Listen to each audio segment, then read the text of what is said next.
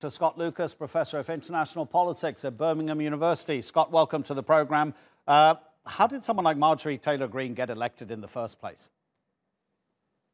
Well, Marjorie Taylor Greene won more votes than her opponent in the Republican primary in 2020. And then in a solidly Republican district in Georgia, the state where my relatives live, she defeated the Democrat. That's the way the electoral system works. It just so happens, however, that what propelled her politically, beyond the funds from her husband's company, was this disinformation, was this attack politics that you've talked about, where you can say almost anything that is wild and blame it on the Jews or blame it on the Democrats or blame it on the liberals. And then you have the conspiracy theories that deny mass killings, such as the Parkland shootings, or that deny 9/11, that attack, that deadly attack on the Pentagon. And in this era where disinformation, falsehood, and a polarized America coincide, you can get a Marjorie Taylor Greene that's in Congress. The question now is what do you do when the boundaries of decency, the boundaries of political behavior have been broken so flagrantly?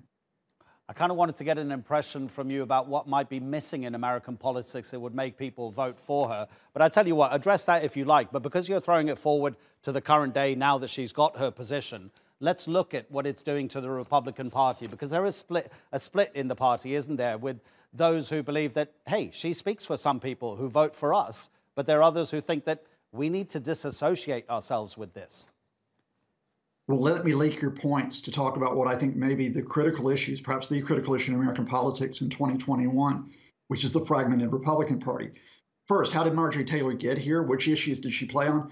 There's a very fine line, perhaps no line, between Trumpism and Marjorie Taylor Greene's type of politics, with its falsehoods and its conspiracy theories. And that is that you portray this as an us versus them America, where anytime that you're attacked for your falsehoods and your lies, you say it's the enemies within. Now, we've seen the previous occupant of the White House do it, and Marjorie Taylor Greene has done that as well. What does that mean within the Republican Party? You actually have three factions in the Republican Party now. You have an establishment faction that does play by the rules, that does not engage in disinformation.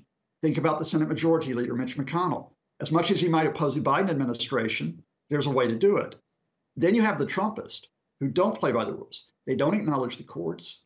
They don't acknowledge the power of Congress if it goes against them. They don't acknowledge, of course, the media. They don't even acknowledge state and local governments.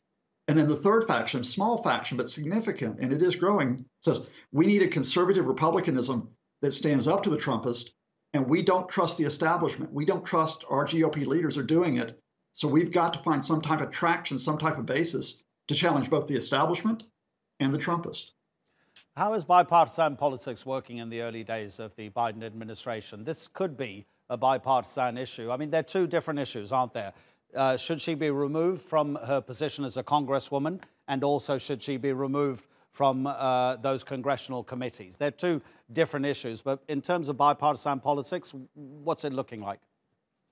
Yeah, I think the Democrats will seek to remove her from the committees, and I think they'll try to find an arrangement with the Republican leadership to do that.